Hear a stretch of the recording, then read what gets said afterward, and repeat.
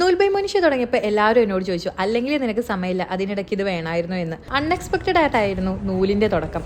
കൂടെ ഉണ്ടായിരുന്നവർ പകുതിക്ക് ഇട്ടുപോയപ്പോൾ ആദ്യം ഞാൻ കൺഫ്യൂസ്ഡ് ആയിരുന്നു. പക്ഷേ എനിക്ക് എപ്പോഴും നിർബന്ധമുള്ളൊരു കാര്യമാണ്, എന്തെങ്കിലും ഒന്ന് തുടങ്ങി വെച്ചാൽ അത് പാതി വഴിയിൽ ഇട്ട് പോകരുതെന്ന്.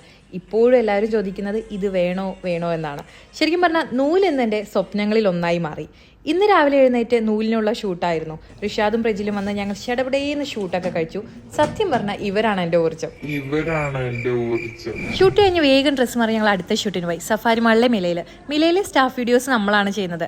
അവിടെ പിന്നെ ഡയറക്ടറായും കോ ആക്ടറൊക്കെ ആയിട്ടായിരുന്നു റോള്. ഏറ്റവും കൂടുതൽ എനിക്കുള്ളത് ജ്വല്ലറി ക്ലയൻസ് ആയതുകൊണ്ട് തന്നെ സത്യം പറഞ്ഞാൽ ഇവരൊക്കെ നമ്മുടെ ഒരു ഫാമിലി പോലെയാണ് കേട്ടോ. അങ്ങനെ അവിടുത്തെ ഷൂട്ടും കഴിഞ്ഞ് ഞങ്ങൾ അവരോട് ബൈ പറഞ്ഞിറങ്ങി. റിഷാദും പ്രജിലും പോയപ്പോൾ 6 മണിയായി ഞാൻ റൂമിലെത്തിയപ്പോൾ.